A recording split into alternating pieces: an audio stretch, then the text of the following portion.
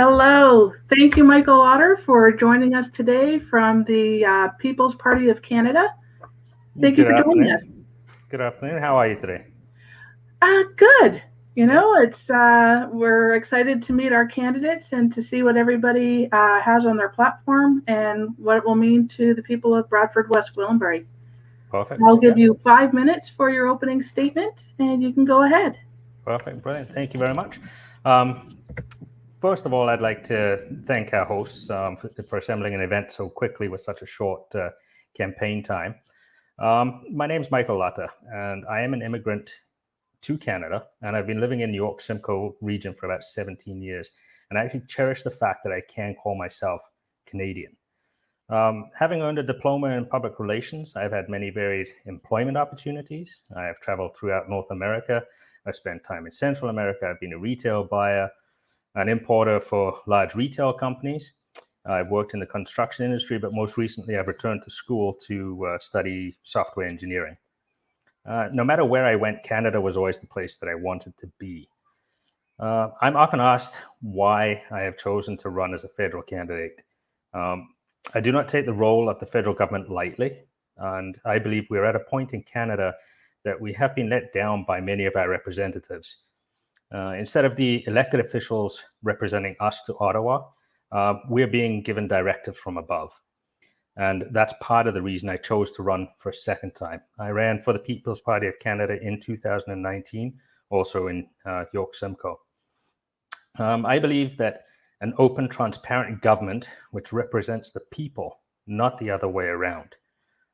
We need to have a common sense approach to governing such a large country. This does not mean that we need a large government. The bigger the government, the more tax it takes to run the establishments, and the more the taxpayer is paying. A smaller government is more accountable, and we have less bureaucracy to get in the way of actually achieving goals.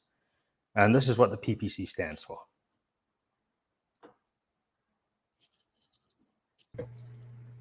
Thank you so much for your opening statement. We will have 8 questions, and you will have 3 minutes to answer each. The, Okay. the question will pop up on the screen. You're welcome to read it, and then you will have your time will start when you start answering. Okay. National universal dental care and pharmaceutical programs have been proposed for those without insurance. Where do you stand on this issue? Explain your decision and how would you fund such a program? The healthcare system in Canada is, at the moment, it's in a functional disarray. We have federal involvement in provincial politics, which is causing, to say the least, causing confusion with who is responsible for what. We don't have a dental program. Is it something that we should look at as a federal government, or should it be something that should still remain within the provincial government? With healthcare being a provincial jurisdiction, I think that that's where it needs to stay. And the federal government plays a role in this, in developing a healthcare system, in that we need to incentivize the provinces properly to administer a healthcare plan. If it's going to be a universal plan, that should be up to the provinces. We are a country of provinces that work together as Canada, and our healthcare system needs to ensure that the people within the region, and we all have different needs, can function properly. And the People's Party of Canada believes that stepping outside of the jurisdiction of provinces is going to enable them to rebuild healthcare systems to actually innovate within the system. And so, do we need one? I think that at a provincial level we do, but that's something that we need to discuss as a provincial level, as it is a provincial jurisdiction. Thank you so much. Our next question is related to the previous, however, is discussing mental health. The need for mental health healthcare has increased dramatically over the pandemic. High costs and incredibly long wait times are deterrents to those needing care. Where do you stand on a national program to support Canadians? Absolutely. The mental health that people have had to, the changes and the challenges that they have faced through the lockdowns has caused many people's underlying mental health concerns to surface. We definitely need to, in some way, establish a system that encourages people to attend to their mental health needs. We have hospital programs. We have, in Ontario, we have a few places that people can go to. But I don't think that we have a central place that says this is what we need to do. We have the ability to expand on our programs within the hospitals. Again, as a provincial level jurisdiction,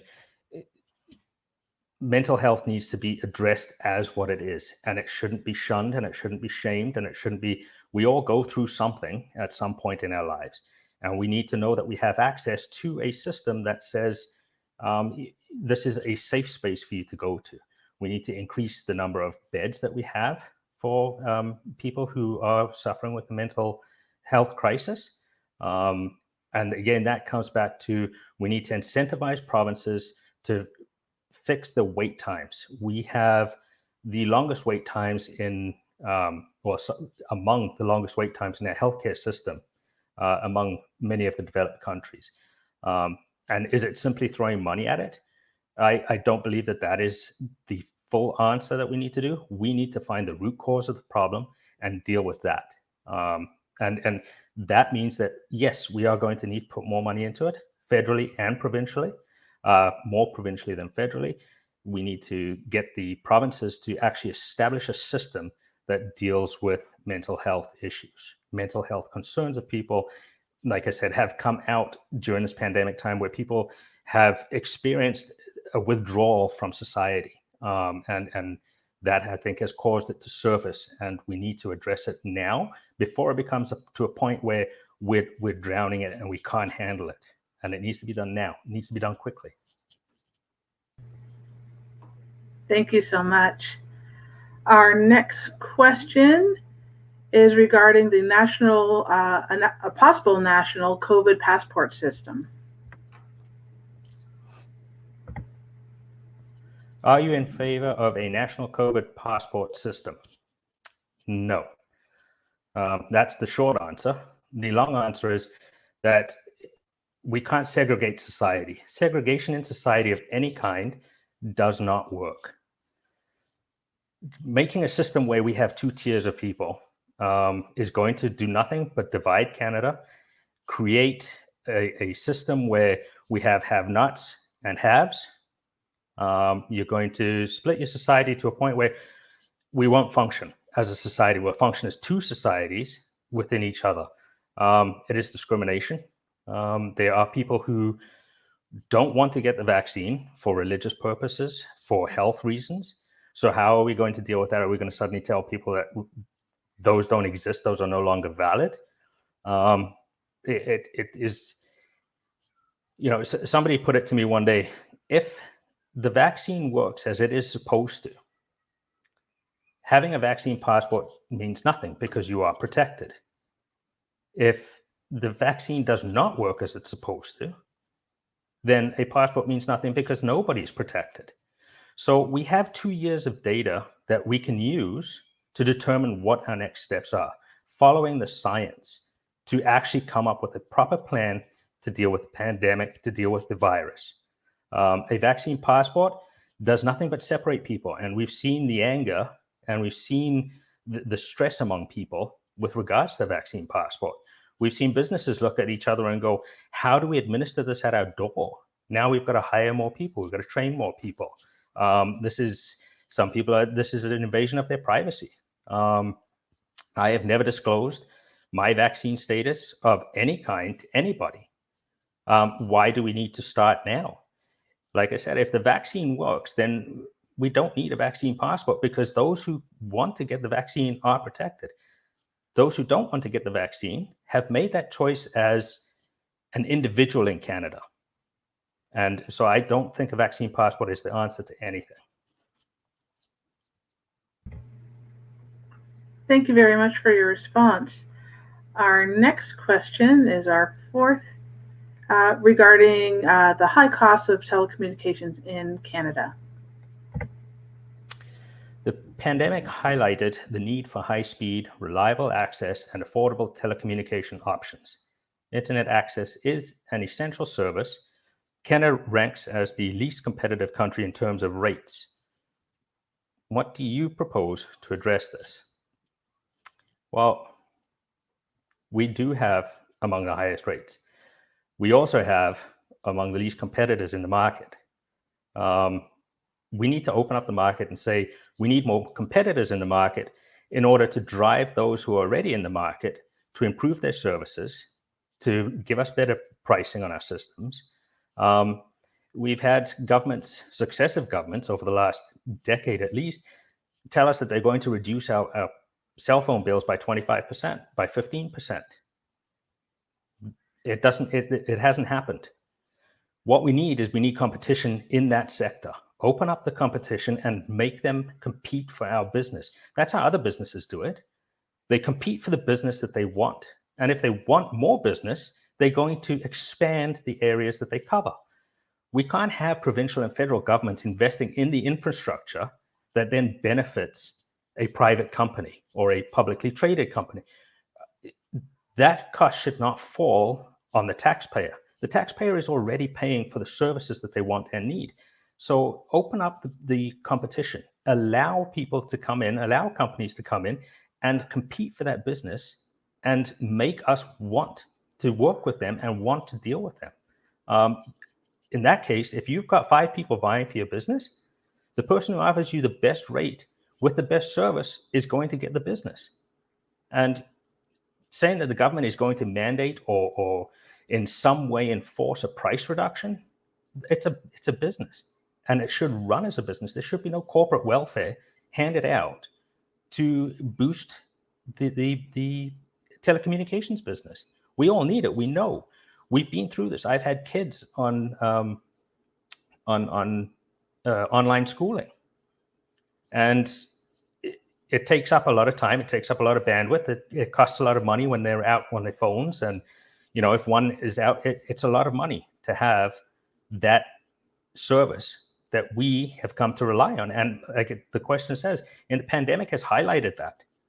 And we need to open it up so that people can compete and people have a choice. We have, a couple of big players in the market who own some of the smaller players. And that just does not make for competition. A business needs to be able to survive. And in order to survive, it must compete for our business.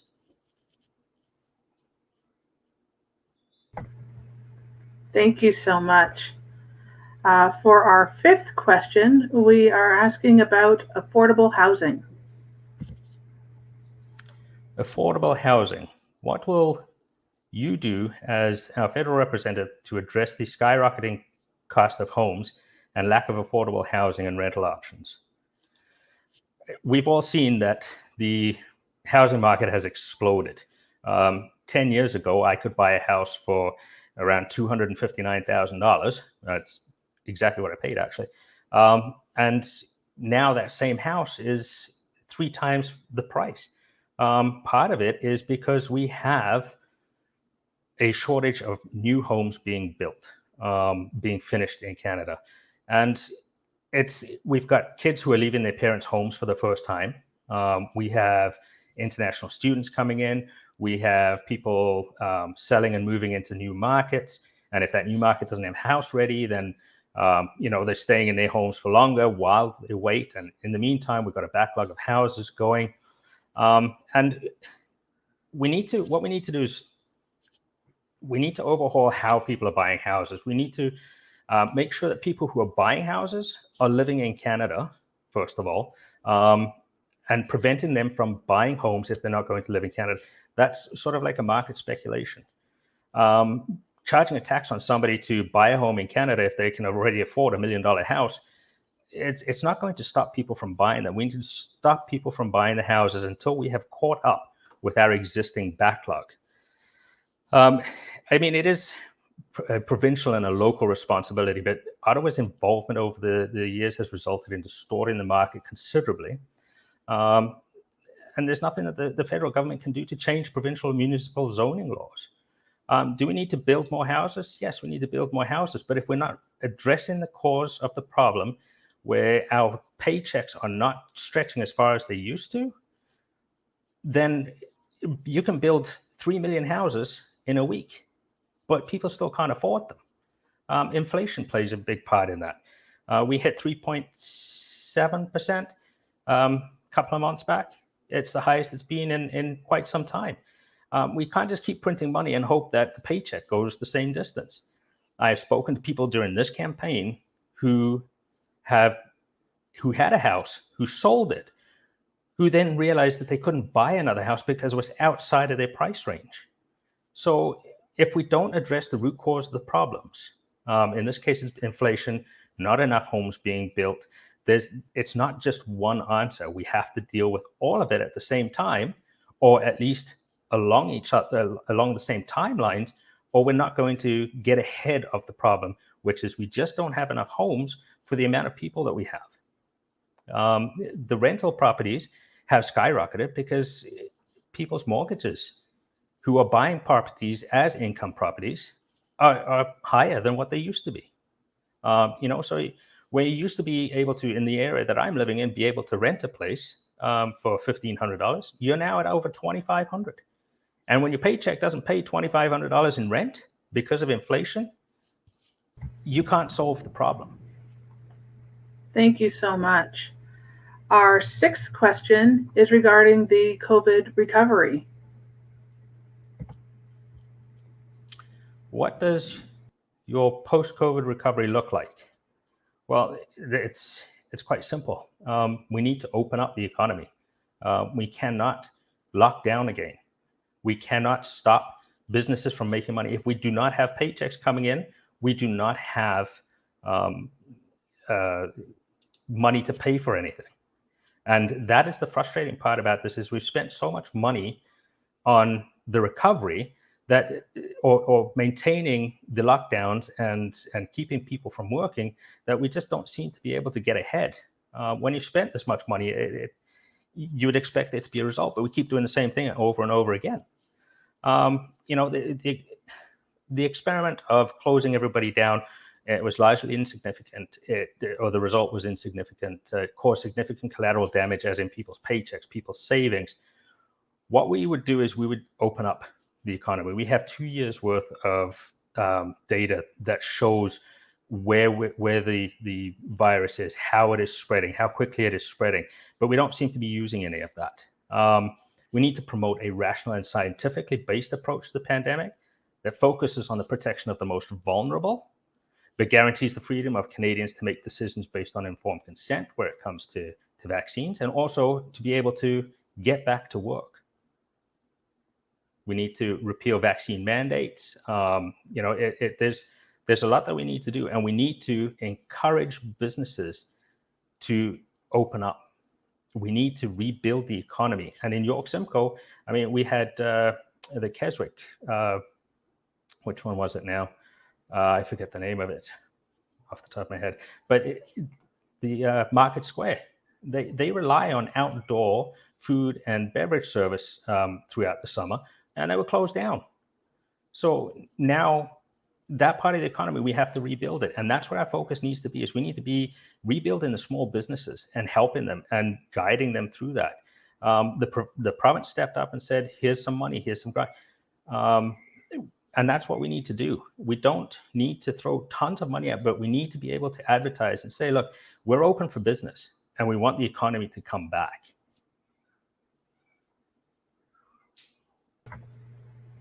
Thank you so much. For our seventh question, we are looking at worker health and safety. Worker health and safety during the pandemic has been a huge concern. How will you support and encourage workers' right to formally organize? To formally organize, I'm going to make the assumption that that's with regards to unions. I think that unions play a very important role in our economy. They protect the worker. They also hold bigger companies to account. If we take away the right of a person to protest, or a right of a person to question their right to an understanding of what it is that is expected of them, we're not going to get anywhere. We're going to sit with a group of people who are disgruntled all the time. They should have the right to assemble. They should have the right to protest. They should have the right to ask questions. And it's part of how we have built an economy. Somebody actually asked me that question in a text message. Do I support it? Yes, I support it. It's we can't forget that that unions have helped us get safer working places, but there was a decline through a certain period of time where they were shunned, and we shouldn't be doing that. We should be saying, ask the question: how do we improve? Can we fix it? During the pandemic, people, we expected people to go to work, frontline workers, nurses, firefighters, doctors, grocery clerks, mechanics, all had to go to work because we still needed to keep the economy turning. Um, for the first part, nobody had any PPE because it was all given away. It was gone. There was no backup for it. And essential workers were looking, who do we complain to? Where do we go? What do we do? And that's part of what a union can do for us. They would be the central person to go to and say, okay, well, we have a problem. Let's fix it.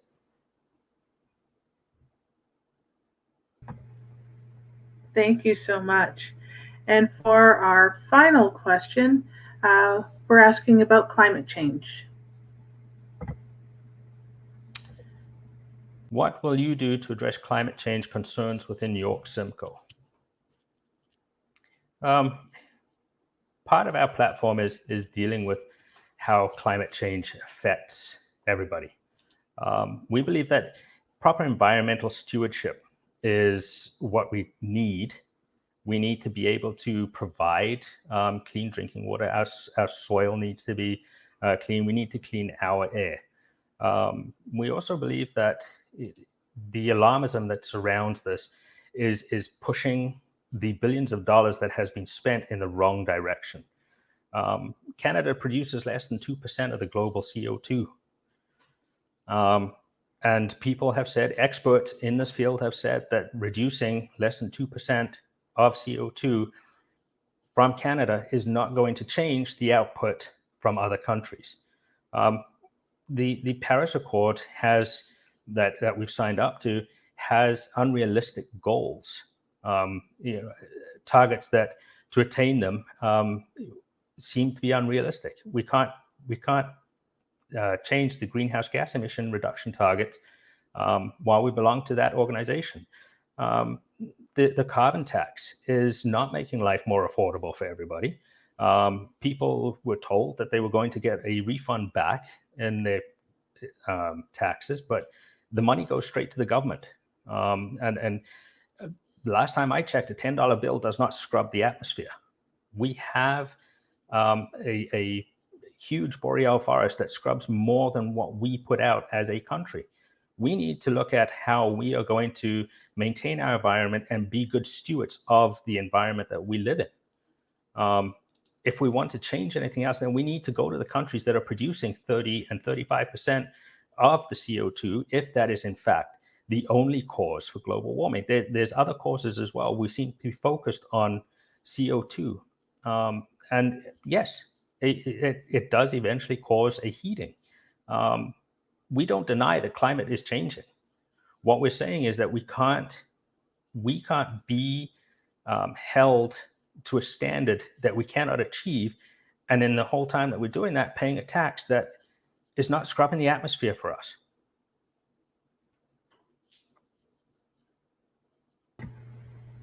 Thank you so much. And now you have the opportunity to make your closing statements. You have up to 5 minutes. You can use as much time as you like. Awesome. Oh, I lost my notes. I'm a firm believer that no matter what our political stripe, there will need to be collaboration across the board in order for us to be able to continue to grow in a York Simcoe in a responsible and sustainable way. We have developmental and environmental plans which have been put on hold due to lack of funding, difference of political views, or just plain lack of planning from all levels. York Simcoe is home to a very diverse economy. We have agriculture, tourism, We're a dormitory town for larger cities around us, and we even have some manufacturing within the community as well. Each industry has its own challenges and opportunities, and making it our number one priority to boost these sectors where we can will only help us grow in a sustainable and responsible way. Our extensive waterfront access, specifically Lake Simcoe, the largest lake outside of the Ontario Great Lakes, brings a large number of tourists every year. While we can continue to welcome tourism, we must do so in a responsible manner and maintain good environmental practices to keep our waterfronts clean, viable, and welcoming. We need to continue working with our local partners to address ongoing concerns and mitigating the potential new issues which may arise. And I'd mentioned before about Keswick's tourism, and the Keswick Tourism Association has seen a significant decline in memberships due to lockdowns. And I'd also mentioned Market Square, where they rely on the food and beverage industry, outdoor retailers who were not able to make a living, were not able to be open during the lockdowns, and it caused huge drop in membership numbers and losses over the last 2 years. And it's just one of the many examples of how our tourism has taken on losses in the York Simcoe region. And we need to rebuild these areas and allow businesses the opportunity to flourish by maintaining them as open businesses. York region, which we are part of, has a huge agricultural sector. It's home to 57,000 and change jobs. There's more than 700 farm-based businesses. And we're part of that industry. We're part of a multi-billion-dollar industry, which includes food and beverage manufacturers and producers in the area. And our farmland in York Simcoe is made up of extremely rich soil.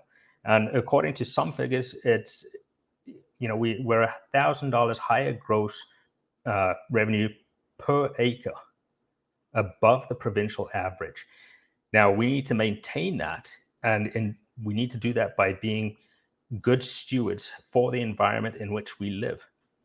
Now, we have the opportunity to keep working and making York Simcoe one of the most sought after parts of Ontario to do business in and also to live in. And we have track record to prove that we can do so responsibly and continue to grow.